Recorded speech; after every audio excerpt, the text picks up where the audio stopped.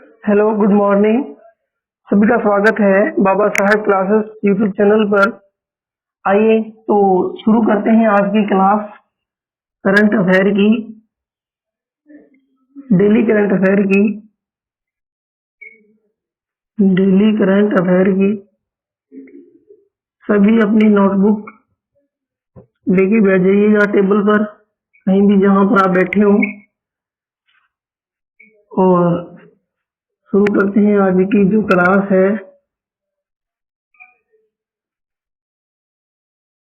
आज की क्लास की शुरुआत पहले प्रश्न के साथ में। प्रश्न संख्या 1। हमारा जो पहले नंबर का प्रश्न है वह है, हाल ही में संविधान दिवस कब मनाया जाएगा। यानी दोस्तों, संविधान दिवस यानी कि हमारा विधि दिवस यानी कि हमारे कॉन्स्टिट्यूशन जो बनाया गया है, संविधान सभा ने क्या तैयार किया था, संविधान तैयार किया था। तो इसका जो उत्तर रहेगा वो है हमारा 26 नवंबर।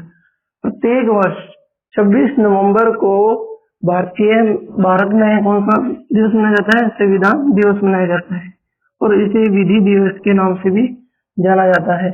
अब बात आती है संविधान की। ब्रिटिश हुकूमत की जंजीरों से जब हम आजाद हुए तो हमें एक स्वतंत्र अस्तित्व के लिए हमको क्या बनाना पड़ी, संविधान सभा बनानी पड़ी। संविधान सभा ने प्रारूप यानी कि ड्राफ्ट तैयार कर क्या बनाया, संविधान का निर्माण किया। भारतीय संविधान की विशेषताएं बहुत सी हैं, जैसे स्वतंत्र न्यायपालिका हो गई, या भारत विश्व का सबसे लंबा और लिखित संविधान है ना, बड़ा संविधान। तो आगे आगे इसकी क्या है, विशेषताएं हैं। अभी संविधान सभा है, संविधान सभा की पहली जो बैठक हुई थी वो हुई थी 9 दिसंबर 1946। टाइम क्या लगा था, 2 वर्ष 11 माह और 18 दिन। 2 वर्ष 11 माह और 18 दिन, लगभग 3 साल का समय हमारे संविधान को बनाने में लगा। और संविधान सभा में प्रारूप समिति के अध्यक्ष बाबा साहेब भीमराव अम्बेडकर और अन्य समितियों के भी कई अध्यक्ष रहे हैं। तो विस्तार से चर्चा अगले प्रश्न में करते हैं। 25 नवंबर, इसमें ऑप्शन दे रखा है 25 नवंबर। 25 नवंबर यानी कि हमने कल ही पढ़ा था कि 25 नवंबर को क्या मनाया जाता है, महिला हिंसा विरुद्ध उन्मूलन दिवस। यानी कि जो महिलाओं के साथ में हिंसा होती है उनको रोकना इसका क्या है, लक्ष्य है। और अंतरराष्ट्रीय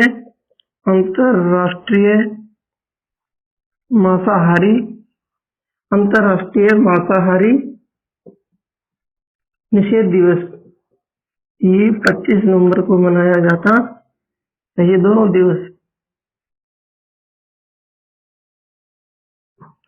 हमको इतने साल लगे भारत को अब तक, यानी कि अंग्रेजों की जंजीरों से जब हम जकड़े हुए थे, फिर भारत आजाद हुआ, उसके बाद हमें एक संविधान की जरूरत थी कि कौन सी विधि, एक नियम हो, एक लॉ हो जिसके अकॉर्डिंग हमारा देश चलाया जाए। तो ये एक संविधान बनाया गया। अगला जो प्रश्न है, 26 नवंबर को किस प्रसिद्ध इतिहासकार व शिक्षाविद का जन्म हुआ था। तो ऑप्शन है रामचंद्र शर्मा, बी है प्रेमचंद, सी है विष्णु शर्मा, डी है मनु भंडारी। तो कमेंट सेक्शन में अपना जवाब दीजिए। तो उत्तर रहेगा इसका रामशरण शर्मा।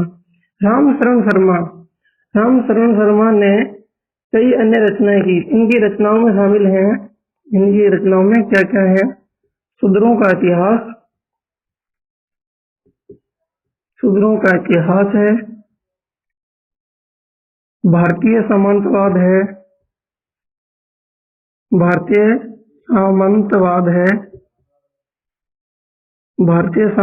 है, आर्यों की खोज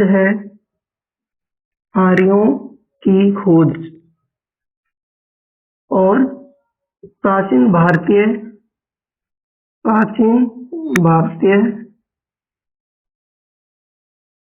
इतिहास या प्राचीन भारत का इतिहास। आदि इसकी ये रचनाएं हैं। तो ये भी देख लेते हैं साथ में कि राम शरण शर्मा का जन्म हुआ बेगूसराय बिहार, बेगूसराय बिहार में हुआ, जो कि ब्रिटिश भारत के अंतर्गत आता था उस समय। और पंचतंत्र के जो रचयिता हैं वो है विष्णु शर्मा। पंचतंत्र आप पुस्तकों के और जितनी भी रचना है और उनसे लेखक का कवि है उनका एक कमेंट सेक्शन में सुझाव दीजिए और हम उसका वीडियो बना देंगे। प्रेमचंद दो बेलों की कथा, दो बेलों की कथा, कथा पंचवेश्वर, पंच पंचवेश्वर, पंचवेश्वर और गोदान, यहाँ नहीं इधर लिख लो आप, पंचवेश्वर,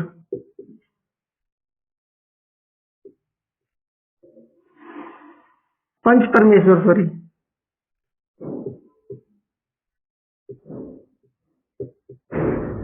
और पंच परमेश्वर और एक थी गोदान। ये आदि किसकी रचना है? मुंशी प्रेमचंद की रचना है। ये आगे कभी आगे उनकी कथाएं आगे जितनी भी पुस्तकें हैं उनके लेखक और कवियों के नाम आप एक बार कमेंट सेक्शन में सुझाव दे दिए, उसके बाद हम आपको वीडियो बनाकर प्रोवाइड करवा देंगे। अगला नेक्स्ट प्रश्न होगा 3 नंबर का हमारा। तो 3 नंबर का प्रश्न रहेगा कि हाल ही में पूर्वोत्तर भारत में किसने रॉयल एनफील्ड मोटरसाइकिल अभियान शुरू किया है? अभियान शुरू किया है, किसने किया है? ये हमारा प्रश्न है। किसने किया है? रॉयल एनफील्ड, जिसको हम स्थानीय भाषा में बुलेट मोटरसाइकिल भी कहते हैं। अब ये पूर्वोत्तर भारत यानी कि north east Bharat, north east जो भारत है 7 स्टेट उधर की तरफ तो अभियान शुरू किया। तो किए किसने है? तो भारतीय वायुसेना या भारतीय सेना या इसरो या भारतीय नौसेना। तो 4 ऑप्शन दे रखे हैं। ये इंडियन एयरफोर्स होगी, इंडियन आर्मी होगी, ये इसरो हो गया और ये होगी भारतीय नौसेना। तो इसका उत्तर रहेगा भारतीय नौसेना। अब भारतीय नौसेना ने अभियान शुरू किया तो उद्देश्य क्या है इसका?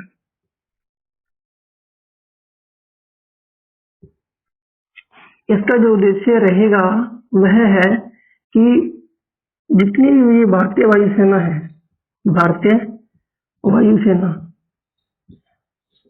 वायुसेना, भारतीय वायुसेना सॉरी भारतीय नौसेना सॉरी भारतीय नौसेना के प्रति की जागरूकता लोगों में फैलाना, लोगों में फैलाना यानी कि लोगों को जागरूक करना, एक तरह से जागरूक करना है, यानी कि जो कि इनकी रिस्पेक्ट कर सकते हैं हर व्यक्ति, जागरूक करना है लोगों को भारतीय नौसेना के प्रति और उनके बारे में जानकारी देनी है। किसके अभियान के थ्रू? रॉयल एनफील्ड मोटरसाइकिल अभियान। कहाँ स्टार्ट हुई है? पूर्वोत्तर भारत, नॉर्थ ईस्ट भारत में स्टार्ट हुई है। हाल ही में कौन सा देश विश्व का सबसे बड़ा कोयला आयातक देश बना है? तो ऑप्शन रहेंगे चीन, D Bharat, C America, D Britain. तो विश्व का सबसे बड़ा कोयला आयातक देश यानी कि कोल को सबसे ज्यादा अपने देश में मंगाने वाला देश कौन सा बना है? वो बना है देश चीन। हाल ही में रिपोर्ट के अनुसार चाइना दुनिया का सबसे बड़ा कोयला आयातक देश बना है। अब आयातक बना है, आयातक का मतलब क्या होता है? आयात निर्यात दो व्यापार टर्म्स होती हैं। आयात का मतलब कोई भी चीज हम कहीं दूसरे देश से अपने देश में खरीदते हैं।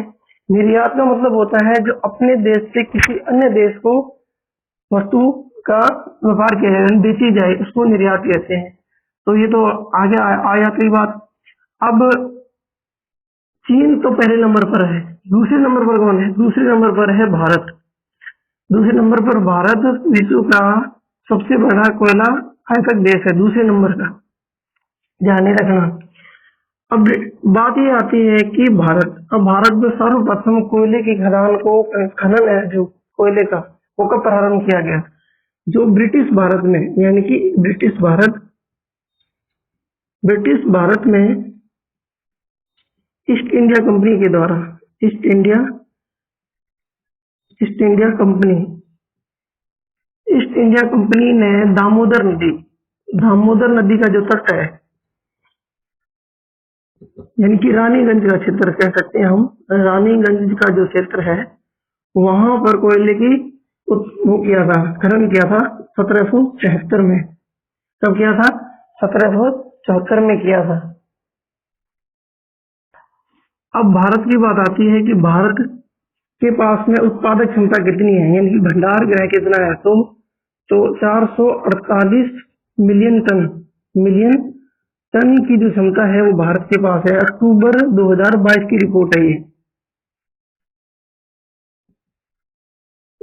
तक का डेटा है कि 448 मिलियन टन भंडार क्षमता है। अब ब्रिटेन यहाँ पर ऑप्शन दे रखा था। ब्रिटेन के जो भारतवंशी हैं, पहले हिंदू प्रधानमंत्री कौन बने हैं? वो बने हैं ऋषि सुनक। कौन बने हैं? ऋषि सुनक।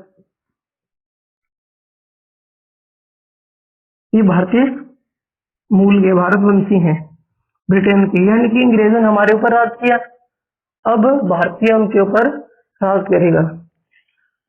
अमेरिका को हमने चर्चा में लिया था। वॉशिंगटन डीसी की राजधानी है। शिकागो में 1893 में विश्व धर्म सम्मेलन हुआ था, जहां पर स्वामी विवेकानंद ने भाग लिया था। और शिकागो में सबसे मांस प्रसंस्करण की सबसे बड़ी मंडी है, इसकी मांस की।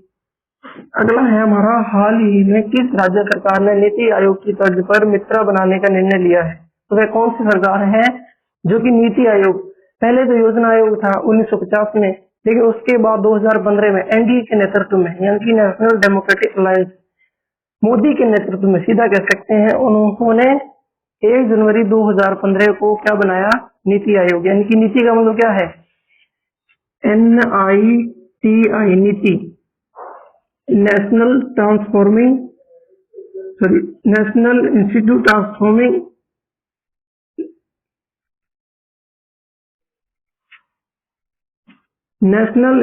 ट्रांसफॉर्मिंग इंडिया, ये एक नीति है। ये कब आई? 1 जनवरी 2015 को। ये किसकी जगह आई? योजना आयोग। अब एक और सरकार है जो नीति आयोग की तर्ज पर क्या बनाना चाहती है? मित्रा बनाना चाहती है, यानी कि एक आयोग बनाना चाहती है नीति आयोग की तरह ही। तो वह आयोग कौन सा होगा? इनमें कौन सा राज्य है जो बनाना चाहता है? ऑप्शन है महाराष्ट्र, बी उड़ीसा, सी राजस्थान और डी है आंध्र प्रदेश। तो ऑप्शन रहेगा इसमें महाराष्ट्र हमारा उत्तर रहेगा। महाराष्ट्र क्या बनाने जा रहा है? मित्रा। क्या बनाने जा रहा है? मित्रा, यानी कि नीति आयोग की तरह एक आयोग बनाने जा रहा है। इससे पहले राजस्थान, आंध्र प्रदेश, उड़ीसा और छत्तीसगढ़, इन चारों राज्यों ने समावेशी विकास के लिए नीति आयोग की तरह ही एक संस्था बनाने की मांग पहले से की हुई है। अब हमारा अगला प्रश्न होगा, वो होगा 6 नंबर का। अगला जो हमारा 6 नंबर का प्रश्न रहेगा वह है कि हाल ही में कौन वर्ल्ड कप में गोल करने वाले पहले खिलाड़ी बने हैं? तो वह फुटबॉलर कौन से? अभी फीफा वर्ल्ड कप चल रहे हैं 2022 का आयोजन कहाँ पर है? कतर में है, दोहा में। कतर की राजधानी दोहा में। तो हाल ही में कौन से फुटबॉलर हैं जिन्होंने 5 वर्ल्ड कप में गोल किए हैं? तो पहले खिलाड़ी कौन बने हुए हैं? वह है, ऑप्शन है हमारे पास नेमार, एक है लियोनल मेसी, सी है क्रिस्टियानो रोनाल्डो, डी ऑप्शन है इनमें से कोई नहीं। तो सी नंबर का ऑप्शन रहेगा हमारा उत्तर, क्रिस्टियानो रोनाल्डो। अभी हाल ही में फीफा वर्ल्ड कप 2022 का आयोजन कतर दोहा में आयोजन हो रहा है, और जिसका जो शुभंकर है मस्कट, वो है लाइव का अर्थ है कुशल व्यक्ति, अच्छा नेतृत्व वाला व्यक्ति। लाइव क्या मस्कट है इसका? लाइव। अब ये लियोनेल मेसी, ये दुनिया के दूसरे सर्वश्रेष्ठ खिलाड़ी हैं किसमें? फुटबॉल में। और ये है पहले नंबर की क्रिस्टियानो रोनाल्डो, ये दूसरे नंबर की। अब लाइव क्या है, लाइव यानी कि शुभंकर जारी किया है फीफा वर्ल्ड कप का 2022 का लाइव। लाइव का मतलब बता दिया आपको क्या होता है, कुशल व्यक्ति या अच्छे गुण वाला व्यक्ति, इसका अर्थ ये होता है। अगला प्रश्न है, हाल ही में किस देश ने ओरियन अंतरिक्ष यान लॉन्च किया है? ऑप्शन है France, B Bharat, C America और डी जापान। तो इसका जो उत्तर रहेगा वह रहेगा अमेरिका। हाल ही में अमेरिका ने ओरियन अंतरिक्ष यान, कोई सैटेलाइट होगी उसको भेजा होगा उसने, है ना, कोई भी सैटेलाइट को लॉन्च किया होगा, कोई भी सैटेलाइट को लॉन्च किया होगा। अब ये तो आ गया अमेरिका का जिक्र। फ्रांस, फ्रांस की राजधानी है पेरिस। क्या है? पेरिस। और आपको पता होगा विश्व का एक अजूबा आईफिल टावर कहाँ पर स्थित है? पेरिस में स्थित है। और विश्व का बहुत ही सुंदर शहर का खिताब भी पेरिस को मिला हुआ है। अगला ऑप्शन है भारत। भारत की राजधानी नई दिल्ली। और अमेरिका से बता दूं कि हाल ही अमेरिका ने अपनी राष्ट्रीय रक्षा नीति जारी भी की है और उसमें भारत का जिक्र किया है। ये बहुत बड़ी बात होगी हमें पाकिस्तान को और चीन को काउंटर करने के लिए। और हाल ही में अमेरिका ने अपनी राष्ट्रीय सुरक्षा नीति जारी की है। अगला है जापान। जापान, और जापान यानी इसकी राजधानी है टोक्यो। क्या है? टोक्यो। अब हमें टोक्यो सबसे एक चीज याद आती है कि टोक्यो में टोक्यो ओलंपिक 2021 का आयोजन कहाँ किया गया? जापान के शहर टोक्यो में किया गया। और इसमें हमारा जो भारत का पहला गोल्ड है वो कौन लेकर आए थे? भाला फेंक में कौन लेके आए थे? जेवलिन थ्रो में नीरज चोपड़ा। कौन लेके आए थे? नीरज चोपड़ा। तो कभी भी प्रश्न आ जाए कि नीरज चोपड़ा का संबंध किस खेल से संबंधित है नीरज चोपड़ा, तो वो है भाला फेंक। क्या है? भाला फेंक, यानी कि भाला फेंक से संबंधित है, यानी जेवलिन थ्रो। अगला है, हाल ही में किसने बिस्लरी को 7,000 करोड़ रुपए में खरीदने की घोषणा की है? तो हमारे ऑप्शन है अडानी, बी टाटा, सी रिलायंस, डी इनमें से कोई नहीं। तो जल्दी से जल्दी कमेंट सेक्शन में इसका जवाब दीजिए आप, जल्दी से जल्दी कि में किसने बिस्लरी को 7,000 करोड़ रुपए में खरीदने की घोषणा की है? तो 4 ऑप्शन दे रखे हैं, अडानी, टाटा, रिलायंस और इनमें से कोई नहीं। तो 4 ऑप्शनों में से हमारा जो उत्तर रहेगा वह है टाटा। जमशेदजी टाटा की कंपनी और टाटा ग्रुप भारत में अनुदान करने वाला दूसरे नंबर का ग्रुप है, फाउंडेशन है जिसने भारत में अनुदान दिया है। अब टाटा ग्रुप की बात कर ली हमने। टाटा ग्रुप ने बिस्लरी को खरीदा है। ये बिस्लरी क्या है? एक पानी की बोतल, पानी की बोतल, पानी की जो बोतल होती है बिस्लरी, आपने टीवियों में या कहीं भी इसका ऐड देखा होगा बिस्लरी का। ये खरीद ली है 7,000 करोड़ रुपए में टाटा ग्रुप ने। अब इसमें 2 और ऑप्शन है, अडानी। अडानी एशिया के सबसे अमीर आदमी बने हैं और दूसरे नंबर पर है रिलायंस के मुकेश अंबानी। अब रिलायंस और अडानी इन दोनों में क्या चल रहा है? कंपटीशन चल रहा है कि कौन ज्यादा विकास करे। यानी कि अब अडानी रक्षा हो गया जिसमें उन्होंने इन्वेस्टमेंट कर रखा है, विनिर्माण हो गया, इंफ्रास्ट्रक्चर, बैंकिंग, है ना, ऊर्जा। इसमें रिलायंस वालों ने भी अपनी पूरी शक्ति झोंक रखी है उसमें विकास करने में कि हम उनसे आगे जाएं। इनका दोनों का कॉम्पिटिशन चल रहा है। यानी कि जैसे रक्षा हो गया, वो वित्त होगी, बैंकिंग होगी, विनिर्माण हो गया, इंफ्रास्ट्रक्चर हो गया, कोई भी टेक्नोलॉजी होगी। अभी 5G की घोषणा की है जियो ने कि 5G उपलब्ध करवा देंगे। लेकिन जो इनके मोबाइल सेवा प्राइस है वो ज्यादा है बजाय किसके? दूसरे सिमों के मुकाबले। तो जाहिर सी बात है कि अगर ये सेवाओं में थोड़ी सहूलियत देते हैं या थोड़ी कमी करते हैं तो इनके क्या बढ़ेंगे? शेयर बढ़ेंगे। तो आपने 8 प्रश्न उतार लिए होंगे। 90 नंबर का प्रश्न हम करेंगे अब। 90 नंबर का जो क्वेश्चन है कि हाल ही में सीडीपी की जलवायु कार्यवाही सूची में शीर्ष पर रहने वाला पहला दक्षिण एशियाई शहर कौन सा बना है? तो ऑप्शन है हमारे सामने जयपुर, बी मुंबई, सी शिमला, डी देहरादून। तो हमारे सीडीपी क्लाइमेट गवर्नमेंट प्रोग्राम की जलवायु कार्रवाई सूची में शीर्ष पर रहने वाला सबसे ऊपर दक्षिणी एशिया यानी कि एशिया का जो इलाका है वो कैसा है, इस तरह का है। ठीक है, ये जो एशिया का पार्ट है, ये इंडोनेशिया का पार्ट आ गया है, भारत का ये जो एशिया का पार्ट है इसमें बता रहा है दक्षिणी एशिया यानी कि ये दक्षिण एशिया का जो पार्ट है यहाँ पर जलवायु कार्रवाई सूची में कौन सा देश शीर्ष पर है, सॉरी कौन सा शहर शीर्ष पर है? तो ऑप्शन है जयपुर, बी मुंबई, सी शिमला और डी देहरादून। तो उत्तर होगा इसका मुंबई।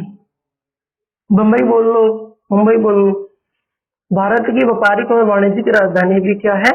मुंबई ही है। वो बोलते हैं ना, दिल्ली दिल वालों की और पैसे मुंबई वालों की। तो हमारा सारा बॉलीवुड कहाँ बसता है? मुंबई में बसता है। तो इसका उत्तर जो होगा लोकेशन मार देंगे हम मुंबई की, ये मुंबई है। ठीक है, अब ये भी शहर हम दर्शा देते हैं। जयपुर इधर आ जाएगा राजस्थान के पास में, दिल्ली शिमला थोड़ा ऊपर चला जाएगा इधर हिमाचल की तरफ, और देहरादून थोड़ा उत्तराखंड की तरफ चला जाएगा। तो इस तरह दर्शा दी है हमने। ठीक है, ये मुंबई, ये जयपुर, ये शिमला और ये देहरादून। अब बात इनकी आती है शिमला की। शिमला किसकी राजधानी है? हिमाचल प्रदेश की राजधानी है शिमला। जयपुर मारो राजस्थान, रंगीलो राजस्थान की राजधानी है। अब देहरादून आ गया। देहरादून यानी कि वीरों की भूमि, उत्तराखंड, देवों की भूमि है ना, ऋषियों की भूमि देहरादून। और मुंबई आपको पता ही है, व्यापारिक और वाणिज्यिक राजधानी, बॉलीवुड का, फिल्म इंडस्ट्री का सबसे बड़ा फिल्म केंद्र। अब ये तो बात आ गई मुंबई की। अब इसके बाद में 10वें नंबर पर जाते हैं कि हाल ही में किस राज्य में 3 जिलों में 60 गांवों को शामिल करने के प्रस्ताव को मंजूरी मिली है? तो ऑप्शन है असम, बी नागालैंड, सी तमिलनाडु, डी केरला। तो नेक्स्ट क्वेश्चन है कि हाल ही में किस राज्य में 3 जिलों में 60 गांवों को शामिल करने की घोषणा की है? ऑप्शन है हमारे असम, बी नागालैंड, सी तमिलनाडु और डी केरल। तो आपको पता ही होगा कि हाल ही में तमिलनाडु एक ऐसा राज्य जहाँ पर विजयनगर नामक एक नया जिला बनाया गया है। तो इसका उत्तर भी क्या होगा? तमिलनाडु होगा। तमिलनाडु में 3 जिलों में, राज्य के 3 जिलों में 60 गांवों को शामिल करने के प्रस्ताव को मंजूरी मिली है। चाहे किसी और स्टेट के होंगे या अलग जिलों में होंगे, वो उनको एक जिले से दूसरे जिलों में ट्रांसफर कर दिया गया होगा ना। ये होता है जिलों को शामिल करना, 3 जिलों के 60 गांवों को। अब आती है असम की बात। तमिलनाडु की राजधानी क्या है? चेन्नई है। क्या है? चेन्नई। और जिसको पहले मद्रास ही बोलते थे पुराने टाइम में। असम की राजधानी है दिसपुर। क्या है? दिसपुर। और असम में कांजीरंगा नेशनल पार्क है जो कि एक सींग वाले गैंडे के लिए प्रसिद्ध है। अगला है नागालैंड। नागालैंड की राजधानी है कोहिमा। क्या है? कोहिमा, जो कि नॉर्थ ईस्ट, कोहिमा यानी कि नॉर्थ ईस्ट की जो 7 बहनें हैं यानी 7 स्टेट है, उनमें नागालैंड का नाम है। केरल की राजधानी है तिरुवनंतपुरम।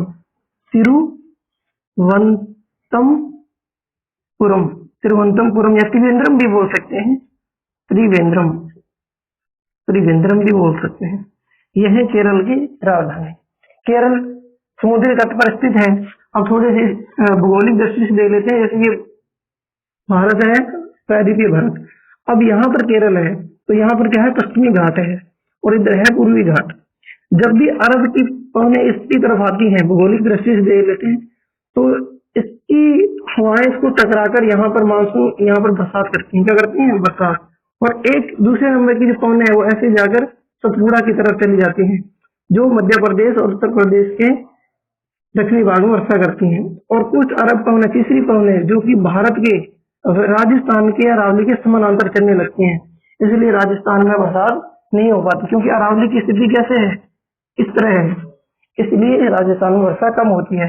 हमारी जो वर्षा होती है वो इन पवनों से होती है। इधर से जो पवनें आती हैं वो जब मानसून एंट्री करता है तो वहां पर अंडमान निकोबार में सबसे पहले 25 मई को एंट्री करता है, और आते आते वो यहाँ पर वहां पर 50 सेंटीमीटर की वर्षा लेकर गंगानगर वाले केंद्र से ऐसे होते हुए, क्योंकि जो चूरू और गंगानगर का क्षेत्र है वो निम्न दाब का क्षेत्र है, यानी कि लो प्रेशर का एरिया है, लो प्रेशर जोन है, निम्न दाब का क्षेत्र है। तो ये आपने कर लिया होगा, भौगोलिक दृष्टि से समझा दिया आपको, और मिलते हैं अगली वीडियो में। तब तक आपका धन्यवाद और बने रहिए हमारे साथ में। अगली वीडियो में आपका इंतजार करेंगे, स्वागत है अगली वीडियो में भी। और ज्यादा से ज्यादा वीडियो को लाइक, शेयर, कमेंट और सब्सक्राइब कीजिए हमारे चैनल को। चलो मिलते हैं नेक्स्ट वीडियो में, धन्यवाद।